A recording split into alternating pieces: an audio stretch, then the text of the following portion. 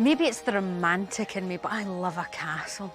If you think of the names associated with this place, Robert the Bruce, Mary Queen of Scots, and I'm walking in their footsteps. They're big boots to fill. Robert the Bruce was Scotland's most famous king, continuing Wallace's fight for Scottish independence in the 14th century. The castle holds many secrets if, like head guide Ross, you know just where to look for them. The early castle's gone. Robert Bruce takes the castle back from the English garrison. Yeah. First thing he did, he ordered the Scots army to destroy Stirling Castle completely. Sorry, Robert the Bruce himself was the one who destroyed Stirling Castle. He feared Yeah. that the castle would again fall into the hands of an invading English army. And he was doing that all over Scotland, Edinburgh, Roxburgh, all these castles taken back by Bruce. And then destroyed? Destroyed. Gosh, you don't think that? He was thorough in his work.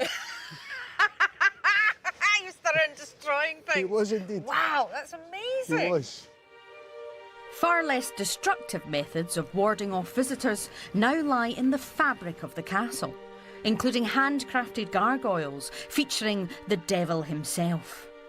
More surprisingly, there's a host of unicorns. Not just a whimsical design choice, this mythical creature is actually Scotland's national animal, symbolising purity and innocence. But in the 1500s, there's said to have been a strange creature of the feathered variety right here. The Birdman of Stirling Castle.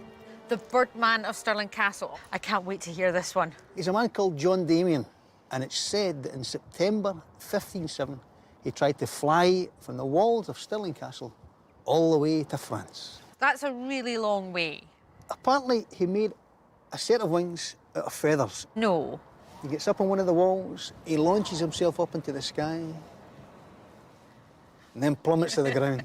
That way, after you've had a wee drink, you think, I could easily do that. It would explain. I could do that, no It bother would at all. explain a great deal. Soft landing, though. Uh-huh. A midden. So we landed in a midden. So a midden is, it's kind of a Scots term for a rubbish tip. My granny used to say, your bedroom's like a midden, for example. It wasn't, but that's what she used to say, yeah. Coming up, I uncover more of the castle's secret history. Is this a football? The oldest football in the world. Wow. And put my Strictly training into practice. Ah! I touched the sword! I touched the sword! Here in Stirling, I'm discovering the secrets of its most iconic fortress.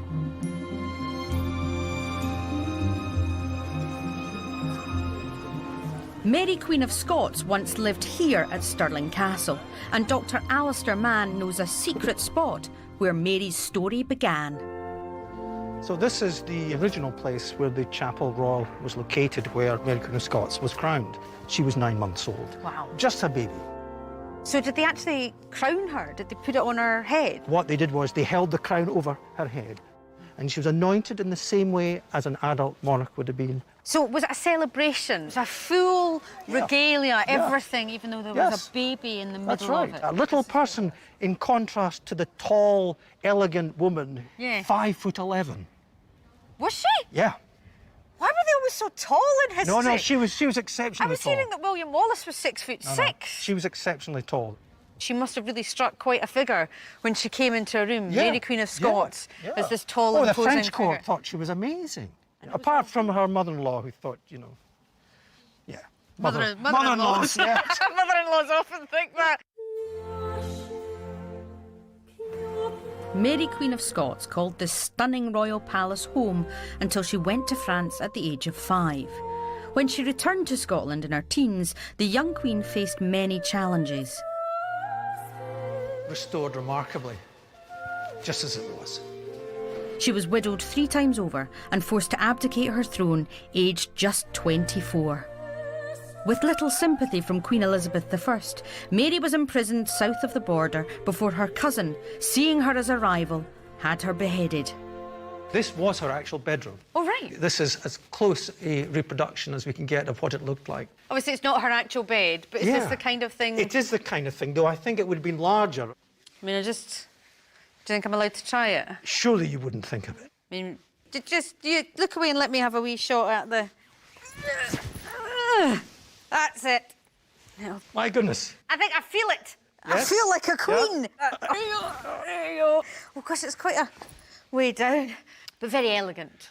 elegant, as befits, but as befits a woman of status. Well, thank you very much, Alistair. And it's not just Mary's bed that's been replicated. Is this a football? The famous football, which Mary played with when she was a child. She played football and she watched football. Discovered during renovations in the 1980s, Mary's original football is now preserved in a local museum and occupies a special place in history.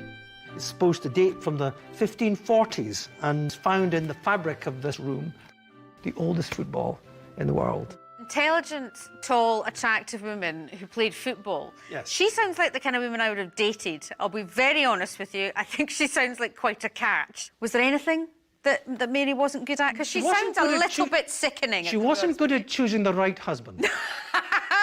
That's true. Stirling Castle has one more secret for me to discover. The 16th century Great Hall has hosted many accomplished dancers in its time, and now I've got the chance to learn the art of Highland dancing for myself, courtesy of Fiona here, who's a national champion. One of the most famous Scottish Highland dances is the sword dance. That's quite a peculiar thing. Where did that come from? The first theory is that the soldier had won the war and they were celebrating their victory by having their sword and their opponent's sword, and they laid them down and they did a victory dance. The other theory is that the swords were laid down the night before they went to battle, and the soldiers had to dance over the swords. If they kicked the swords, it was seen as a bad omen, and that the next day would not go well for them. It's an awful lot of pressure to do a... Oh, I don't like that. What are you going to try and teach me? So we always put our thumb and our middle finger together. So this is to look like the stag's head. Oh, is that what that's... Yeah. Oh, is that why? Yeah. I didn't know that. It's a stag. That's what I can see. I just thought it was pretty, right? So we always make sure it's a nice upright position. Yeah. So need to make sure we're up nice and tall. So yeah, lots to remember. So That's quite enough for me to be getting on with for now. But here comes the footwork, which I fear may be my downfall. I'm like a horse galloping. Okay, nailed it. Okay. Right, okay. So the high cut, we have our both hands up with our stag's heads. Yep, And we're going to just put our foot behind our leg. This is a high cut. Keeping our knees back. Yes. Yes, Susan. Goodness sakes, I told you before about your legs. Well done, Susan. That was perfect. Yes, knees right back. Very good. And then we're going to point your left foot to the side. That's it. So we're going to go side, and then we're going to bring it together, front, together, and swap, side, together, front, together. I touched the sword! I touched the sword! Does that mean I get killed? Yes. This is getting more competitive than I anticipated. A strictly styled dance-off should settle it. Can you do my quick step? What's your quick The step? ballroom quick step? The quick step? Well, listen, I'll show you it and see if you can keep up. Just don't touch the swords, Fiona. That's the most important thing, okay? So if you just kind of take a move off there like that. Can you do that? I think I'll stick to the last step of the swords, actually. I think you're better at the quick step than I am. Say that again and louder. I think you might be better at the quick step than Yes, I am. I am. You're all right at Highland dancing. Yeah. I may be safer away from the swords, so I'm being allowed to watch from the Minstrels Gallery. It's usually closed to the public, but it has the best views of a stunning Scottish scene.